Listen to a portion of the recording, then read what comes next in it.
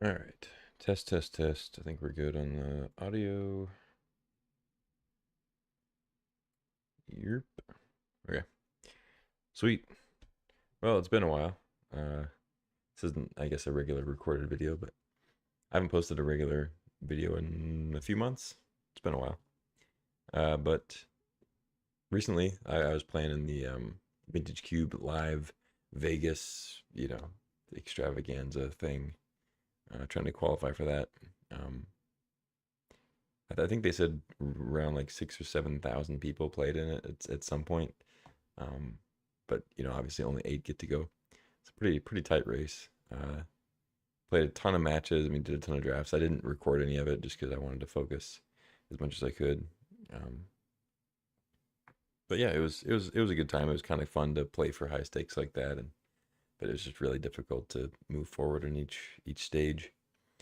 Um, but yeah, so today I'm just gonna go through the prize cube list. So this is the list that they're going to be playing in Vegas. It's going to be different from what's the most recent cube we had online that we played in, that we played with to get qualified for the live thing. Um, they really took some time, and they wanted to make the paper cube list more, I guess, enticing or cooler for people who are actually playing them in person. And they wrote a little article here a few days ago, after they released the full list.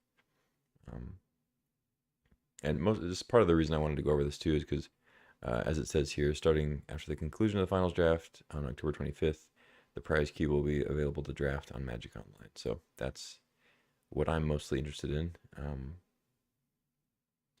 since I didn't qualify. But yeah, so that's about 5 or 6 days, 6 days away. So I want to kind of get a good look at the changes they've made from the last list, and yeah, just kind of go over some of my thoughts and share with you. So I'll read this article real quick, and then we'll move on to the list. So they're talking here about just going old school. So just talking about like trying to put all old borders on the cards if they're available. So either original art, like Kiki Jiki. Um, I think, or wait, no, I guess Kiki Jiki was not originally an old border. But yeah, like pre-Mirrodin cards, time, like Time Spiral or something like that. They want to use the old border, not some like weird reprint with a new border. And then retro frames with the original art, like the Modern Horizon stuff they did, and the Time Spiral remastered stuff they did, all that good stuff. They're saying that any like commons and uncommons from alpha and beta will actually be from alpha or beta, which is pretty cool.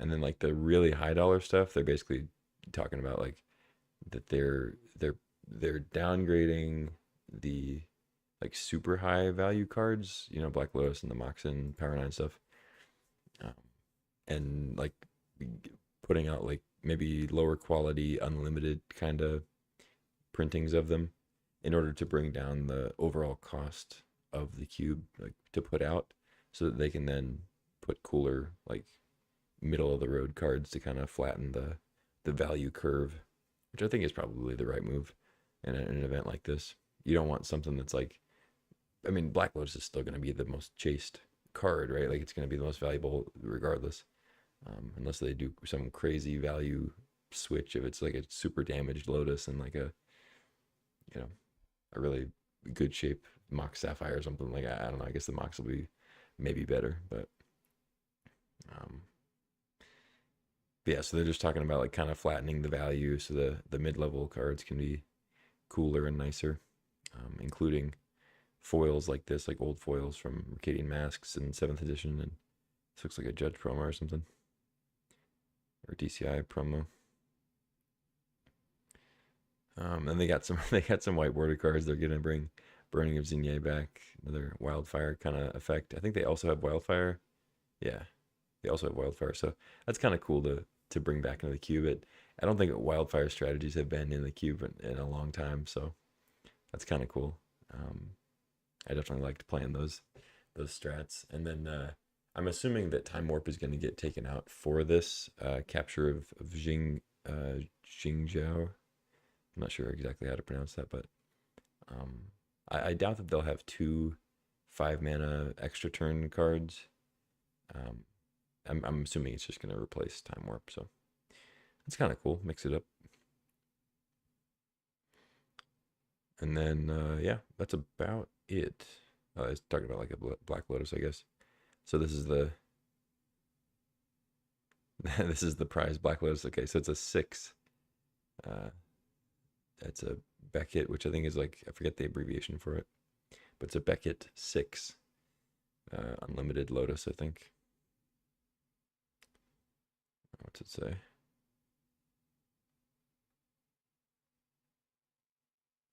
The unlimited Black Lotus we see here if this event is graded 6 by Beckett, but it's tough to shuffle in its current sleeve and might be considered marked by the head judge. He have the right tools on hand to crack the case safely for the card and for himself, and we will be free flower to be played again. So, huh.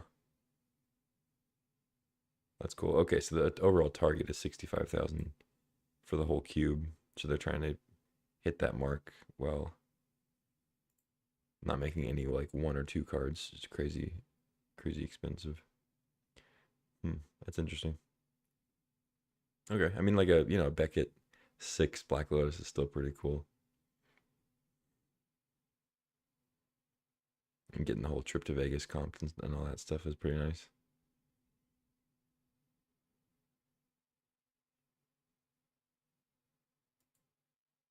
The cube will still meet the 65,000 threshold, even if you valued every affected card at 0.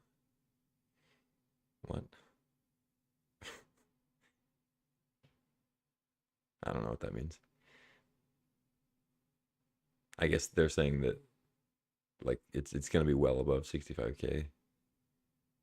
Not to worry about. Like they're not cutting it close, I guess. I don't know. Pretty cool. Seems like they got a good handle on it. All right, let's move on to the list. Start with the white 1-drops. I think we'll just go up based on mana value, whatever.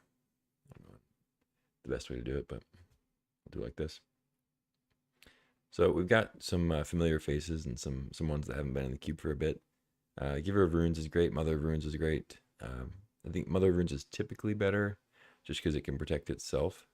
But it's one of those where it's not actually strictly better, right? It's because Giver of Runes can give pro colorless, which is actually really valuable in matchups where you're playing against like Walking Ballista or just other artifacts in general. There are also occasionally there's other effects that are colorless that are not necessarily artifacts. They just don't have a color attached to them, like land, channel land effects and stuff like that. And then it's also a 1/2, which is not nothing. 1/2 is definitely better than a 1/1, whenever that matters. But yeah, the big thing with Mother of Runes, of course, is just that it can protect itself. So I typically would say it's better as far as like pack one, pick one. But the one we haven't seen in a while is the little doggy here, Isamaru. Just 1 mana 2/2. Legendary Hound from Kamigawa. Pretty cool card. I'm sure they're just putting it in for kind of nostalgia. It's probably not really up to snuff as far as making like the highest power cube you could make for White Weenie right now. We got Kythians back in, 1 mana 2/1. Can flip into a Planeswalker if you attack with a few creatures. Pay 3 to give it indestructible. Pretty good. The Planeswalker side's decent. I mean, you can make it a creature attack, kind of like the other big Gideon of old. But the main ones you use is untap a creature you control, give it indestructible to like block or whatever. And then, when you untap again and Gideon can attack, then you can use his 0 ability to get some damage in. So pretty good. Student of Warfare. I think this card's been in, although I don't actually remember if it was in this last iteration of the cube. It might have been taken out. I don't remember seeing any students lately. But anyway, it's either back in or still in. Good card. Yeah, just not like premier, but it is one of those. It's similar to Hex Shrinker, just due to the leveling up uh, sort of design. It's like, and same with what's that card? I always forget the name of this one. The red white like hybrid mana one that like essentially levels up. Um, I always forget the name of that card. Anyway, student is good. It can kind of run away with the game if it's left unchecked. It's pretty good in like a creature deck um, mirror match. Like if you're going against, if you're playing like green white or red white or whatever, and you're playing against somebody who's also like green red or maybe they're just mono red or something like that. It's a pretty good card as far as scaling up. Getting a 3/3 first strike for just a few mana spread out over a couple turns is pretty good. And then if it gets to sit there, 4/4 double strike's pretty sick. So Threadbane Inspector is a classic. I hope I hope that this never gets taken out of the cube. I hope that we never get so powerful that Thraben Inspector that'll be a pretty big indicator that like the cube's too strong. Power creep has gone too far when like Thraben Inspector is still not even good. Withered Wayfarer is kind of cool. It's been in and out of the cube. Some people really like it. I'm not a big fan, but it's pretty cool. I mean, being able to search for any land in the right situation. Some people say it's very solid. I just haven't seen it be that great, and maybe I should just give it more of a chance in my own decks and experiment with it, see if it's decent. But I typically just draft it and I'll leave it in the sideboard until I'm on the draw, and then I'll play it. I don't really play it in the main. We got Cathar Commando, just naturalize, disenchant effect. Good card. Containment Priest, pretty great. Was really good in the last iteration of the cube. A lot of graveyard stuff. I don't know about this one so much. We got Adversary, classic, just kind of white weenie or creature based deck card. Good scales with the game type card. Relic Warder, nah, not great. Like I don't love this card. Double white's kind of annoying when you're trying to play like red white or green white, and the downside of like having a Fiend Hunter type card, especially when you're exiling an artifact or enchantment, which oftentimes have an ETB. Like it's different when you're exiling a creature with like a Fiend Hunter type effect, or like I mean, Skyclave Apparition is not a good comparison because they always get like a token creature back, but like Fiend Hunter or Banisher Priest or whatever you want to compare it to, you could exile a creature token and they wouldn't get it back, or you could exile a creature that didn't have an ETB or whatever. But like Leonin Relic Warder, a lot of times the enchantment or artifact will have an ETB effect that's like pretty bad if they get rid of the Relic Warder, and it has like no protection. It's a 2/2, so it is still good in a lot of situations. Those situations being when your opponent plays an artifact or enchantment and they don't have removal. But I don't love it. Lion Sash, on the other hand, I do like. If we're talking cats, not like super high pick or anything, but I think it's pretty solid as far as the graveyard interaction cards go. Porcelain Legionnaire, classic. I mean, goes in any creature deck. Really good in aggro decks. Just two mana, 3/1. First strike. You don't usually care about the life loss unless it's a aggro mirror and you're on the draw or something. Yeah, it's really good. Goes in any color. It's jokingly been called the best red 2-drop in the past. Selfless Spirit, 2 mana, 2/1. Pretty good with Lurrus. Not the best otherwise. I mean, I don't pick it very highly. We got Spirit of the Labyrinth is back. Each player can't draw more than one card each turn. I don't know about this one. I mean, 2 mana, 3/1 is pretty good. If there's any enchantment synergy stuff, which I doubt.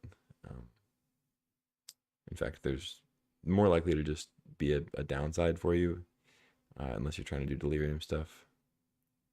with like uh, Dragon's Rage Channeler. You know, it's got two types. But you know, denying combo decks card draw is pretty good. Limits draw sevens and stuff. But it's not unlike the other ones like Bowmasters and Hull Breacher and Narset. It's like it's a double sided one, so each player can't draw more than one card. So it's not like you can play your draw sevens on your and like you draw seven, they only draw one kind of thing, like we've seen before. Stoneforge Classic. I mean, you know, it obviously depends on what equipment is in the cube, but I'm assuming it's going to be Cauldron Complete and probably Batterskull and Jitte and all that. So if you can get the right equipment, Stoneforge is pretty great. Thalia, just yeah, another classic card, pretty straightforward as far as when you want it. Um, any deck that's trying to play multiple non-creature spells, and it's fine otherwise. I mean, everybody's going to have non-creature spells to an extent, as long as you have a low curve, like mostly creature-based deck, or at least cheap non-creature spells. Thalia's pretty good. Tithe Taker's back. Another kind of Thalia-ish card, just taxing your opponent for trying to mess with your stuff or combo off.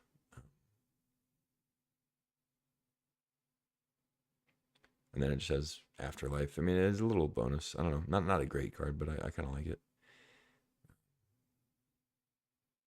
It's nice. It's especially nice on the play, and you don't have to worry about like your opponent's counter spells as much because you play this on turn two. They play their second land, and there's not really any counters that can counter your 3-drop now, right? Because they would cost 3 mana, unless it's like Stern Scolding or whatever. But just opening the door to your 3-drop, which is really good. Speaking of which, Adeline over here, a good one to follow up with Tithe Taker. But not to skip over Wall of Omens, one of my favorite cards. I don't. Yeah, it wasn't in this last iteration of the cube. It's not an outstanding card, but like I said, it's one of my favorites just because it's just so nice to play a 2 mana 0/4 that draws you a card, and it's so fun to like flicker it. It's not overpowered or anything, but you know your opponent plays a 1 mana 2 power creature, and you play this on 2 and just blank it for a turn and get it replaces itself. So nice to see it back. Blade Splicer. Uh, nice old card. 3 mana 1/1. Get a 3/3 when it comes in, and then it has first strike as long as the Blade Splicer hangs around. I like the Blade Splicer. I mean, it's kind of fallen down in power level as everything else has basically.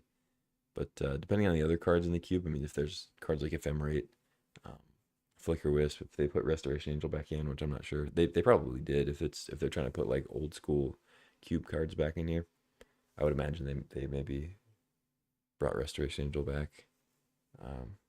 We'll see. But yeah, if you have a way to flicker it, it's good. If you have like ways to take advantage of getting 2 creatures for 1 card, it's pretty good. Anyway, decent card overall. Elite Spellbinder. Yeah, it's a good one. It's a relatively recent one, Strixhaven. It's the I think it's Paolo's invitational card if I remember right. I mean, it looks like him. Oh, it says it down here. Yeah. But yeah, 3 mana 3/1, just hand disruption.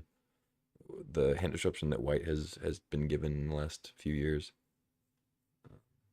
where it just kind of increases the cost and gets it out of their hand. It's really nice against decks that are trying to reanimate big creatures.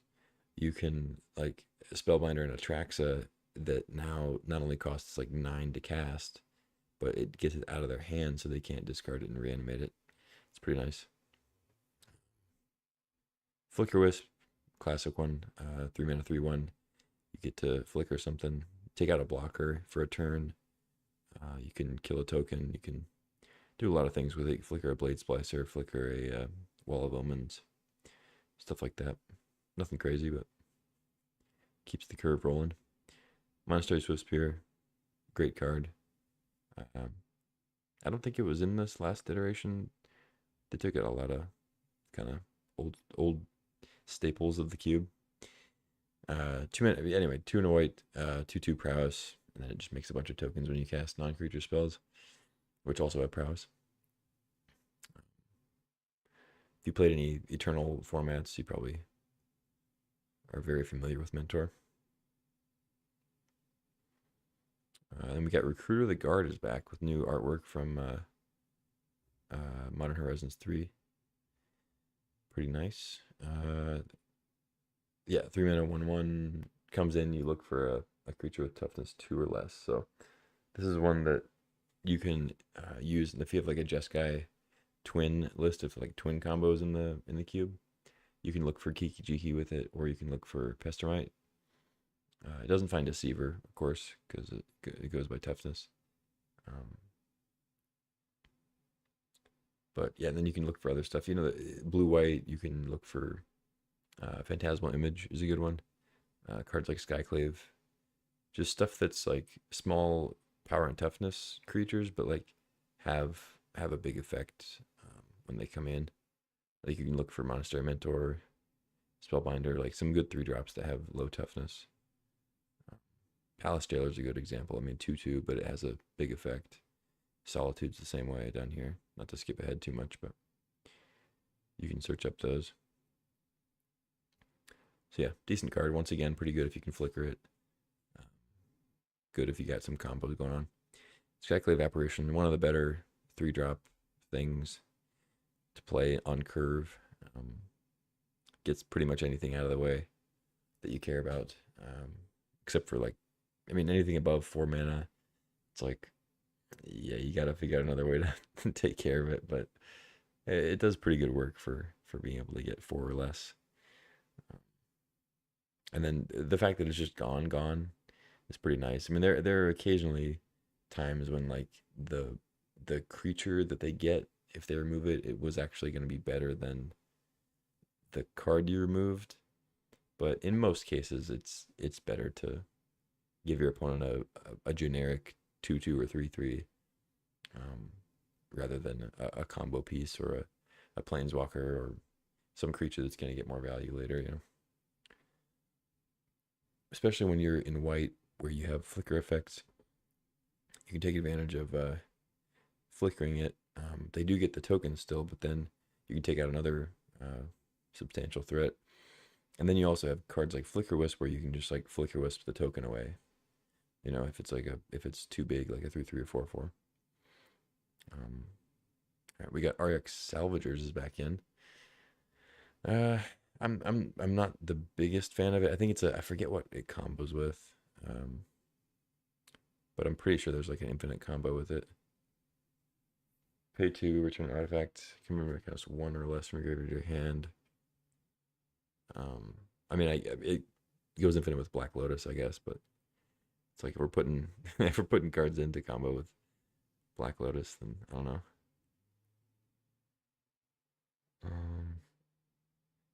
Trying to think. I mean, there's probably another combo or two that's maybe infinite, not infinite, but very good or something that I'm not thinking of. I mean, there's Lion's Eye Diamond too, but then you won't have any cards in your hand. You'll have infinite mana though. But it does work, you know. Retrofitter Foundry can sit on the field and make infinite tokens. Should be cool. I'm not super excited about it, but I know some people like it. Hero Blade Hole, just pretty typical 4 mana, you have to kill it or you lose kind of card. It doesn't do anything when it comes in, which is kind of the main drawback of Hero. It's a 4 mana card that doesn't really help you that much if you're behind. And you don't get any value from it if they remove it within that turn. Like so many other cards, so many other creatures these days, no matter what, you're getting something out of them if you cast them. There are actual cast triggers on some cards now, you know, apart from the old Eldrazi. But it seems like pretty much any creature you cast, you're going to get something when it hits the field. You know, even if you're just gaining a life or 2 life or something, it's like you're going to get something. But Hero is one of those where you don't get anything when it comes in, but if you untap with it, it's pretty brutal. I mean, if the game's even close to even, So anyway, it's just one of those. Palace Jailer, on the other hand, is not quite like that. Palace Jailer gets his one of the best white cards. I mean, very high pick, and if you get a late Palace Jailer, pretty big indication that white is open.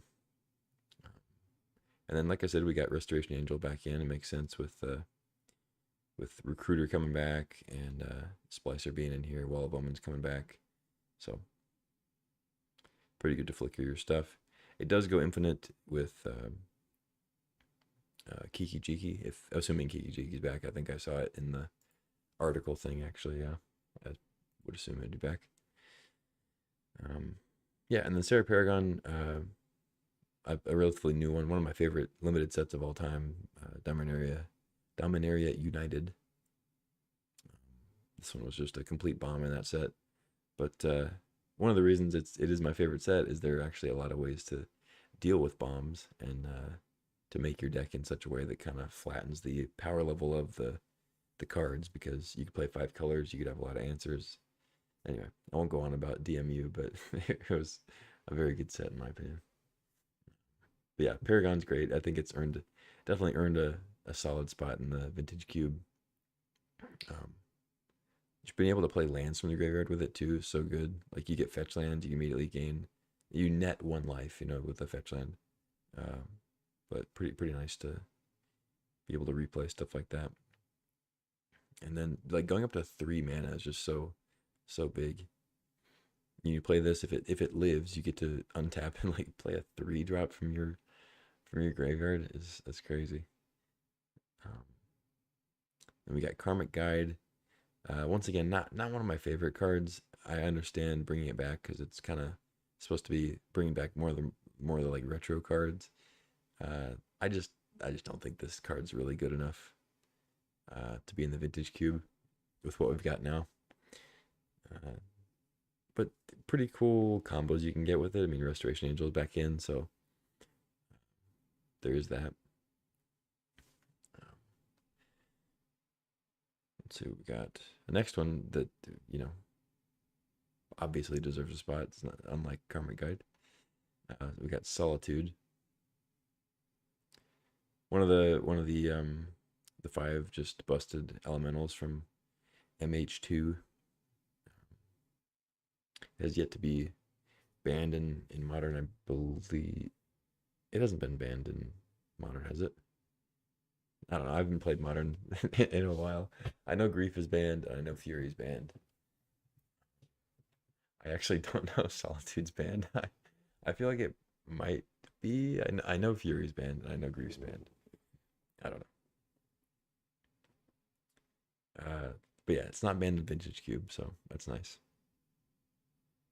Just an awesome card. I mean, really high pick in white, especially, and it is kind of like Force of Will in the way that you don't really want to splash it. It's not a card that I mean, it's double white to begin with, but like Palace Jailer, you can kind of still play, even though it's double white. You can play with just a couple of their white cards, in like a green-red deck or something. You can play like Naya, but only a couple white cards. Palace Jailer being one of them, even at double white. Solitude's a little different. I mean, it's definitely still playable in that same scenario, but you do ideally want more white cards to be able to pitch it consistently. But it goes really well with like any deck that has good card advantage, good card draw, like blue white decks that can get good card advantage, because then you don't care so much about pitching another card to it. You just want to, trade even 2 for 1 yourself for just to get your opponent's threats off the field and keep the game rolling. Next up, we got the old Sun Titans back. They really are bringing back the retro stuff. We got Sun Titan next to Elesh Norn and Iona. All 3 of these are new old ones. Old and new. Old, I don't know. They're back. Sun Titan, one of the 5 classic like. I remember when the Titans first came out, like Primeval Titan, Sun Titan, Grave Titan, Inferno Titan, the other one, Frost Titan. uh, and it felt like that was the first time that we had a 5 color cycle of just really pushed big cards that just like took over a game, like bombs that everybody knew they were straightforward, but they weren't like the 3 color dragons from previous sets where they were like kind of hard to cast, and they're, they had kind of, were not narrow effects, but they were just a little different. The Titans were the first ones that felt like, I mean, very aptly named Titans, just took over a game. Obviously, we've kind of surpassed a lot of them now. Primeval Titan is the only one that kind of holds up the most. Grave Titan still kind of does. I mean, you could definitely argue that Grave Titan is could be replaced. Um, but I think the reason that Primeval Titan sticks around as being so good is just because a lot of its value comes from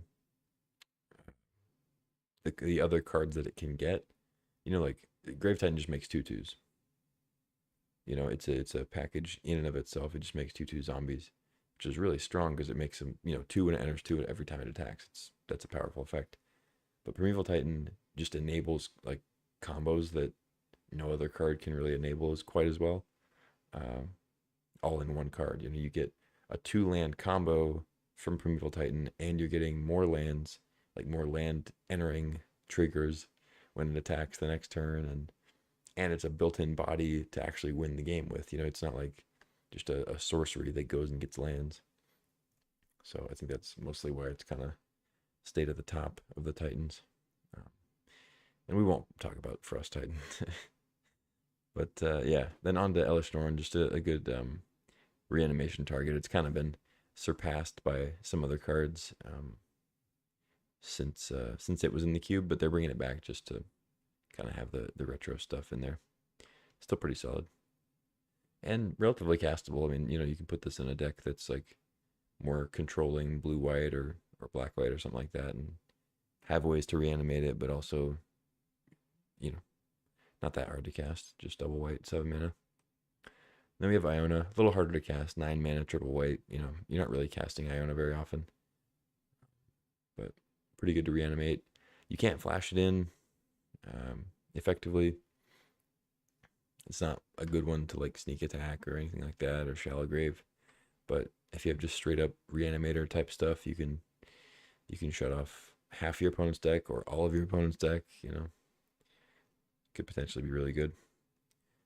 Once again, I think that it's kind of been surpassed as far as power level for other reanimator targets, but it is a classic one, so they're bringing it back. We got Elspeth.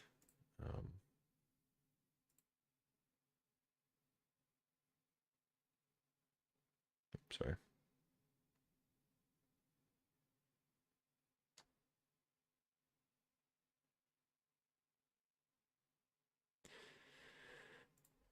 What was I saying? Oh, we got Elspeth, 4 mana Elspeth.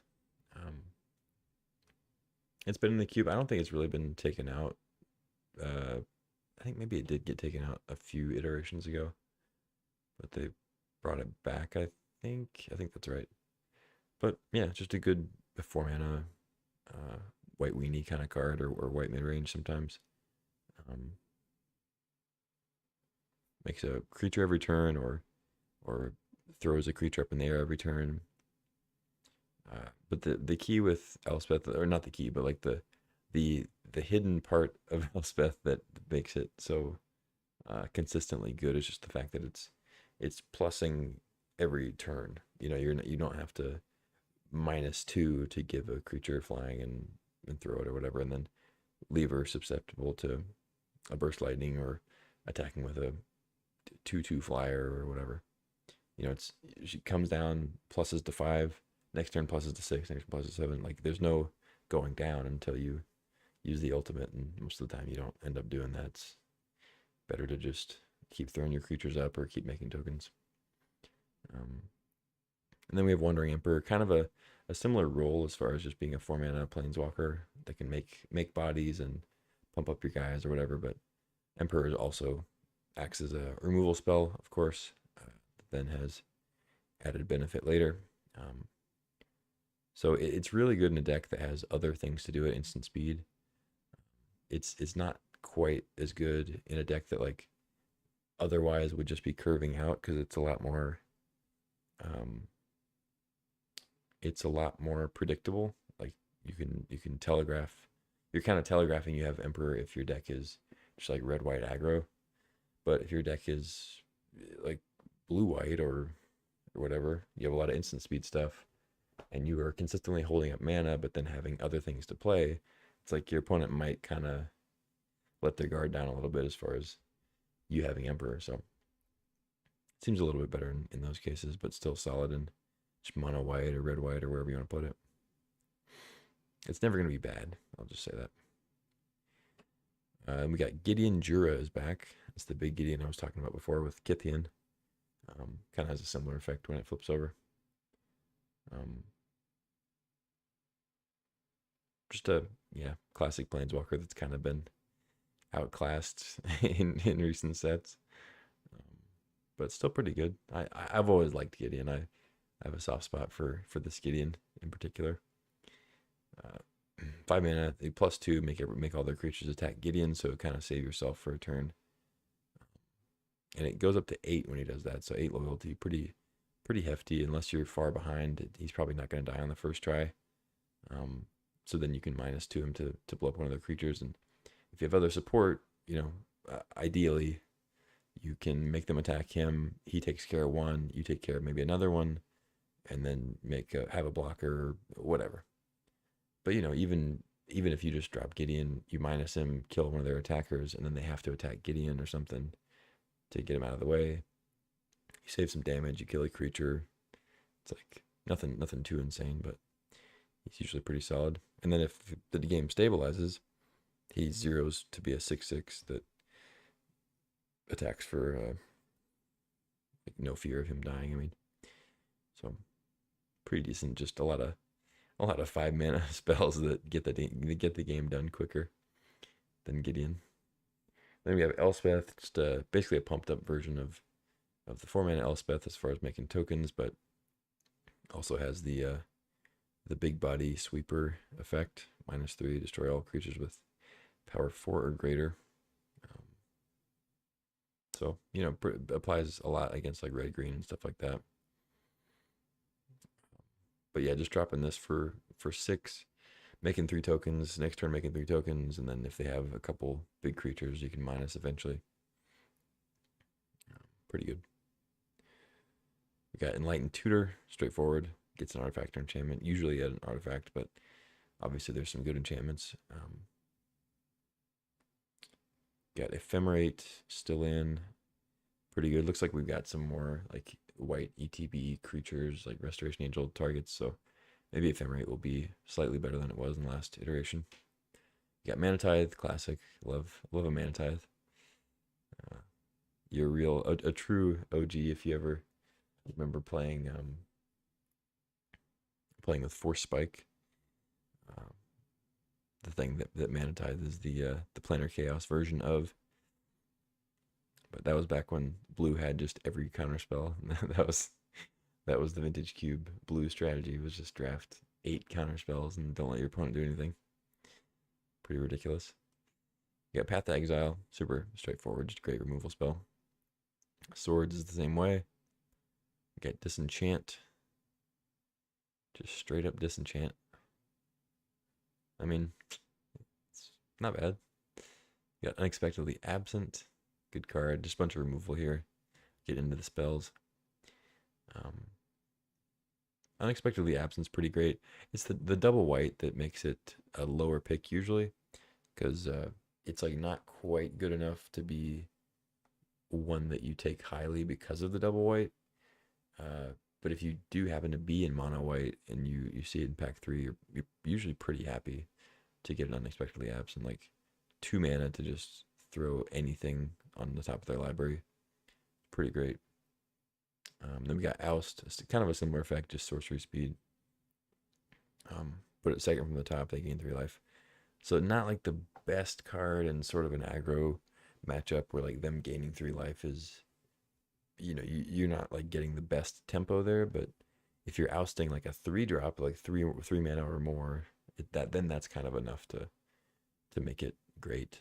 Um, but then of course if you're playing against like Reanimator and they get a Griselbrand or something crazy, Archon, like ousting something like that's pretty good because then they have to set up the whole thing again. Um, but yeah, anyway, on to the next. We got Prismatic Ending. I really liked Prismatic Ending, even in mono white. Like a lot of times you have some way to get another color of mana, whether it's like Chromatic Star with Lurrus or whatever. A lot of times you can get some way to get like a 2 drop, but even just always getting a 1 drop, there's so many good 1 drops that Prismatic Ending is pretty good. And then of course, if you're already playing 2 colors or 3 colors, it's great. I mean, being able to hit 2, 3, 4 mana stuff, it's pretty solid. Balance, just awesome card.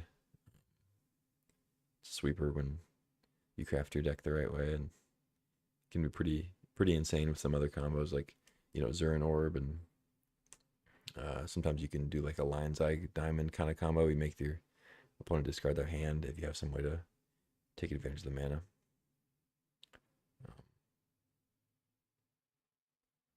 It works with what's the card? Echo of Eons. Like I guess they no. Lion's Eye Diamond does work with Echo of Eons, but you could just make them redraw their hand. That doesn't work. Never mind. Disregard. Then we got Winds of Abandon, just kind of a not strictly worse, but in my opinion, just kind of a worse Path to Exile. It's sorcery speed, 2 mana. But then of course it has the Overload benefit. At 6 mana, you can sweep their whole board away. And usually by the time you get to 6 mana, like giving them those extra lands doesn't matter a whole lot. It does matter in some cases. You're clearing their deck of lands almost completely, depending on the matchup. And then now they have 10 mana to do stuff with. So if you don't kill them that turn, sometimes it kind of comes back on you. Anyway, decent removal spell. Not my favorite. I think some people definitely rate it higher than me, so I don't always end up with it in my deck. Got Council's Judgment. This is a card that I do like quite a bit just because it gets rid of anything. Doesn't target. It can get rid of stuff like True Name Nemesis or stuff with hexproof. It's just one of those that's like 3 mana, get rid of something. Really hard to prevent that from happening unless it's just a straight up counterspell or something like that.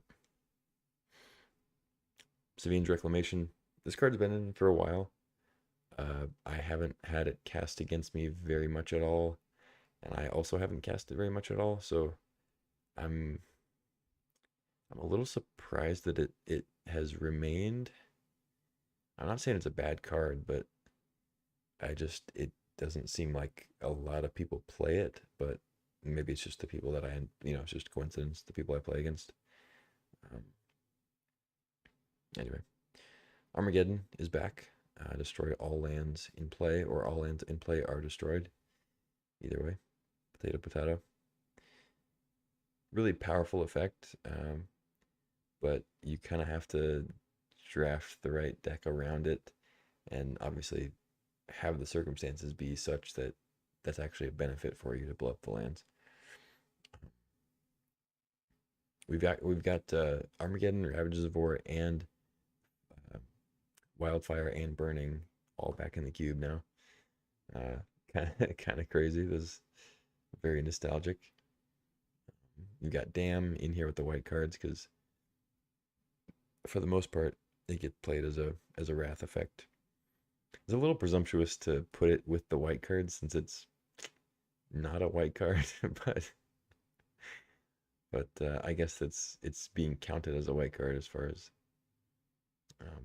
the color slots for the cube. So whatever. It is true that it mostly gets played as the wrath end of it, but you can play it as just a 2 mana removal spell too. So I don't know. We got Ravages, like I said, same as Armageddon, just blow up all the lands, try to come up with a deck that can take advantage of that, play Crucible, play Ramanop, or just play a lot of really cheap creatures and have Armageddon or Ravages as your like 4-drop, essentially. Get 2 or 3 creatures out and then blow up the lands so they don't have a answer for them. Win the game that way. Doesn't always work out. You know, your opponent usually has threats too, and it definitely takes a specific draw to make that good. But sometimes you can catch a win. Then you got straight up Wrath of God, classic sweeper. You know what it is. Mox Pearl. Land tax is back. 1-mana enchantment, and then at the beginning of your upkeep, if an opponent has more lands than you, you can look for 3 basics and put them in your hand. Pretty good with any deck that has a way to like discard cards for value, or you know, of course, it's good with balance if you just want to not. If you want, well, it's good with cards like balance, where like you're creating a balance, you're creating parity, and then you're getting some amount of card advantage, like getting a bunch of lands or whatever. It's also good with I already said anything that like you're getting value for discarding cards from your hand, or specifically discarding lands that you can like replay from the graveyard, whatever.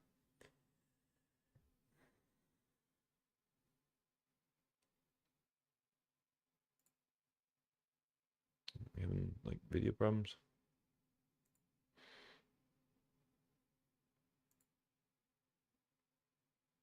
Hmm. I think my internet's messing up.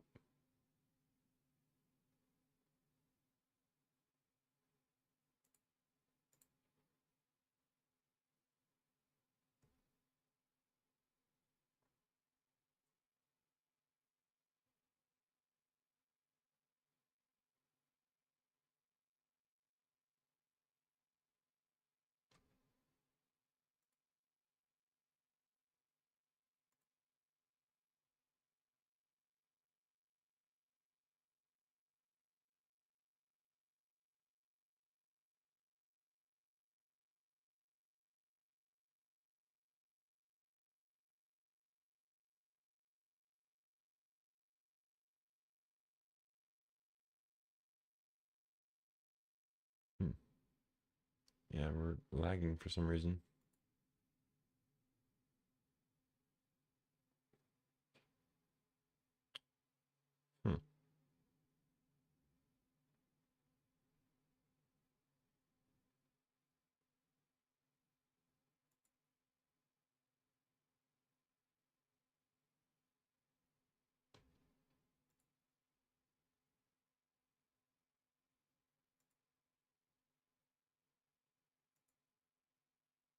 Hmm. Okay, hang on. BRB. I don't have like a intermission screen, a scene set up. Whatever, I'll just mute.